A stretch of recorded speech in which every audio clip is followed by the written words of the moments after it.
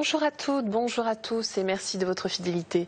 C'est avec une grande joie que nous vous retrouvons ce dimanche matin sur le plateau de Sagesse Bouddhiste pour la suite de notre hommage à Akong Tulku Rinpoché, décédé tragiquement il y a un an.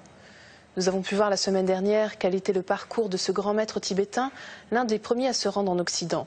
Je vous propose aujourd'hui de le retrouver lors de l'entretien exclusif qu'il nous avait accordé dans son centre de Samiling, en Écosse, pour évoquer plus particulièrement son action dans le domaine social et thérapeutique. Akong Rinpoche, good morning. Akong Rinpoche, bonjour, et merci de nous retrouver cette semaine. Je rappelle que vous êtes le cofondateur de Samiling, le premier centre bouddhiste tibétain dans le sud de l'Écosse. Vous avez été reconnu comme la réincarnation d'un grand maître à l'âge de 2 ans. Puis, à l'âge de 4 ans, vous avez reçu une formation à la fois de lama et de médecin. Donc je voulais vous demander, pour commencer, de quelle manière vous avez vécu le fait d'apprendre la médecine si jeune? Je crois que c'est assez fréquent au Tibet, quand on est un lama réincarné. Un des travaux qu'on a à faire, la principale tâche, c'est d'aider les autres. Donc on les aide spirituellement. Les gens viennent vous voir aussi pour chercher de l'aide pour leurs difficultés physiques ou mentales. Donc il faut savoir quelque chose par rapport à la médecine pour pouvoir vraiment les aider. Aussi une certaine compréhension de forme de thérapie. Parce qu'ils ne vont pas voir différents médecins. Quand ils ont des problèmes, ils viennent voir un Rinpoché comme moi-même ou un lama. Ils pensent qu'ils ont toutes les réponses pour eux. Donc il faut être prêt soi-même à les aider. On dit d'ailleurs souvent que le Bouddha lui-même est le médecin de l'esprit. Oui, oui. Tout l'enseignement du Bouddha vise à aider les gens à gérer leur esprit, parce que l'esprit, c'est ce qui est le plus important. Si on a une maladie physique, l'expérience qu'on a de cette maladie se fait à travers l'esprit. Même si on coupait le corps en morceaux, s'il n'y avait pas d'esprit, il n'y aurait personne pour ressentir l'expérience de la souffrance et de la douleur. C'est évidemment par l'esprit que ça passe. Ce qui veut dire que l'esprit est fondamental. Et c'est l'esprit qu'il faut traiter, qu'il faut aider pour soulager la souffrance physique. Vous avez écrit un livre spécifiquement sur ce sujet, intitulé L'art de dresser le tigre intérieur, où vous comparez l'esprit à un tigre. Oui. L'esprit est quelque chose qu'on peut dresser, qu'on peut former. Il peut être complètement déchaîné, sauvage si on ne l'a pas formé, si on n'a pas entraîné. Le tigre est un des animaux puissants dans la nature, c'est un exemple. L'esprit humain est semblable à cela. Pour nous, on le compare à un tigre. Ou bien on arrive à négocier avec le tigre d'une manière ou d'une autre, ou bien on le combat directement, ou bien on risque de perdre la bataille. Il y a différentes expériences possibles. Vous avez donc décidé de développer une thérapie reconnue, appelée Tara Rokpa Thérapie. Est-ce que vous pouvez nous en parler? Mon système de thérapie est basé sur les principes bouddhistes, les principes de l'enseignement du Bouddha. Mais je ne peux pas dire que moi-même j'ai été formé en tant que thérapeute. Mais j'ai connu beaucoup de hauts et de bas dans ma vie à cause de la fuite, de l'exil. J'ai connu beaucoup de souffrances physiquement et mentalement. On doit se séparer de sa famille, on doit quitter son monastère, on doit quitter tout ce qu'on a, tout ce qui vous appartient, on doit renoncer à tout. Aussi, je ne souffrais pas mentalement, à vrai dire, pendant la fuite. Les difficultés, les souffrances mentales ont été plutôt à l'époque où je travaillais à Oxford en tant que aide subalterne à l'hôpital. Les gens, évidemment, ne connaissaient pas mon histoire.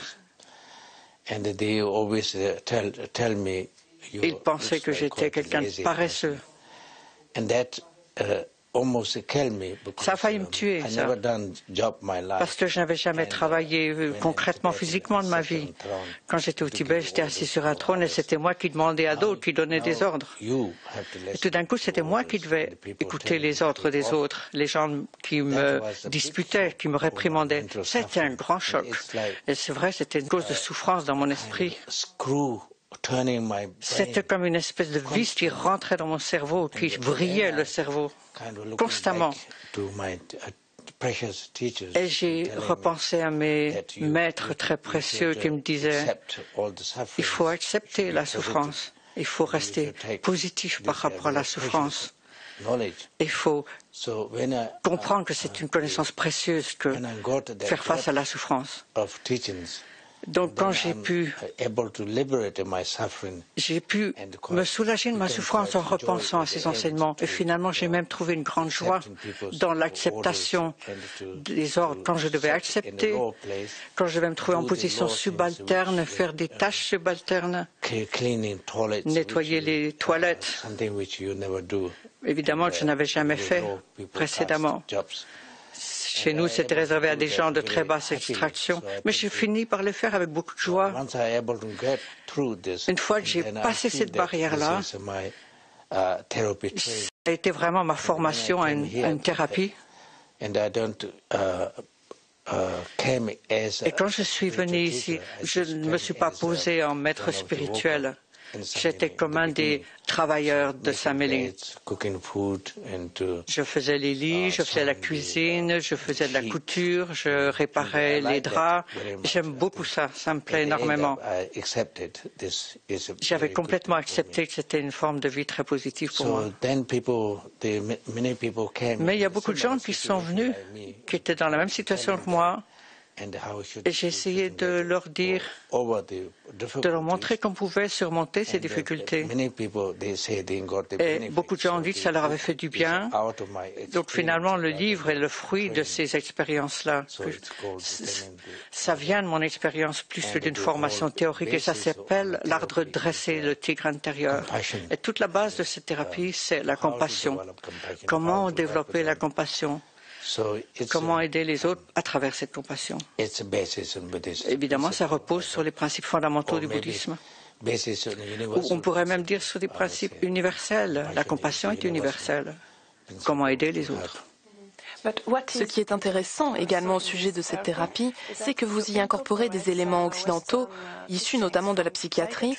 Comment cela fonctionne-t-il? Je crois que si on s'adresse à des Occidentaux, il faut évidemment avoir une certaine connaissance des idées occidentales soi-même. Mais la principale formation de mon côté, ce que j'essaie de transmettre, c'est comment développer l'amour, la compassion, la tolérance, comment accepter plutôt que rejeter. C'est la formation que nous donnons. Apprendre à reconnaître soi-même que la base de ce système de thérapie, c'est d'analyser soi-même le genre de personne qu'on est. Analyser ça très en profondeur. Il y a certaines choses qu'il faut changer, d'autres non, ce n'est pas nécessaire. Une fois qu'on a compris vraiment ce qu'on était soi-même, il y a des choses qu'on doit modifier. Alors là, on s'y efforce. Mais on n'a pas besoin de tout changer. Cette thérapie est donc destinée à aider des gens souffrant de dépression, ce qui est un mal très présent dans notre monde occidental. Oui, j'espère que ça va vraiment aider les gens qui sont en dépression. Ça aide à rapprocher de ses amis, à rapprocher de ses parents. Il y a de tant de problèmes de nos jours dans la société. Des problèmes au sein de la famille. Ces problèmes qu'on peut avoir aussi à l'intérieur du couple. Si on considère que tout est un problème, évidemment, tout devient problématique. Mais si on l'aborde de manière positive, ce ne sont sont plus des problèmes.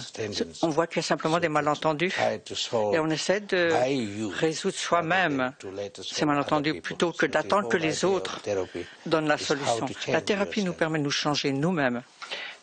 Alors très concrètement, vous avez également décidé de créer une maison de soins de jour, baptisée Lothlorien. Est-ce que vous pouvez nous en parler? Cette maison de Lothlorien permet aux gens qui ont des problèmes de déséquilibre mental, des gens qui n'ont pas besoin d'être dans une institution psychiatrique, mais qui ne sont pas par ailleurs suffisamment forts pour vivre de manière indépendante dans la société. Donc c'est comme une maison intermédiaire, un lieu intermédiaire où ils peuvent petit à petit apprendre à s'adapter à la vie sociale. C'est fondé sur des formes d'exercice. Les gens là travaillent comme jardiniers, ils travaillent dans le jardin. Le jardin est très thérapeutique. Le jardinage, c'est vraiment quelque chose qui aide. Nous venons d'évoquer un des aspects de votre action, l'action locale, mais vous en menez d'autres au Tibet pour former des médecins tibétains, mais aussi préserver les herbes médicinales tibétaines. Dites-nous en plus sur ce sujet, Rinpoché.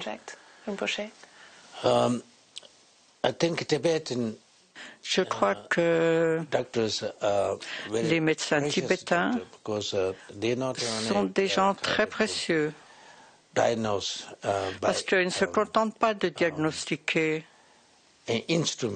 avec des instruments. Ils ont une perception très fine qui leur permet d'établir des diagnostics.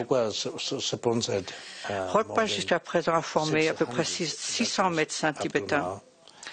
Les herbes médicinales maintenant sont en danger d'extinction au Tibet parce que celles qui sont utilisées non seulement par la médecine tibétaine mais par la médecine traditionnelle chinoise sont maintenant surexploitées. Nous avons des médecins tibétains qui sont venus ici se fermer en Europe, qui apprennent les méthodes biodynamiques et quand ils rentrent au Tibet, ils utilisent ce système et ils apprennent à faire des replantations des herbes médicinales sur des lieux préservés. Pour conclure cette émission, Rinpoché, peut-on dire que vous êtes optimiste au sujet de cette thérapie et de tout ce que vous venez de nous dire, la formation des médecins tibétains, entre autres? Jusqu'à présent, ces deux lignes d'activité ont plutôt bien marché. La thérapie ne cesse de progresser dans de nombreux pays. Sameling lui-même fait cause commune avec l'Université d'Aberdeen pour la formation de mindfulness, la pleine conscience. Et si d'autres veulent se rejoindre notre thérapie, ça sera notre prochaine possibilité de faire un cours universitaire. Nous vous souhaitons donc bonne chance et merci beaucoup de nous avoir reçus aujourd'hui, Rinpoché. Merci beaucoup d'être venu de bien loin de France, ici en Grande-Bretagne. Merci.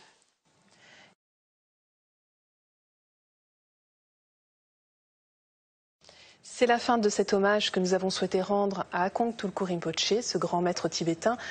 Vous pouvez revoir cette émission pendant toute une semaine sur le site internet de France 2 en consultant plus.fr.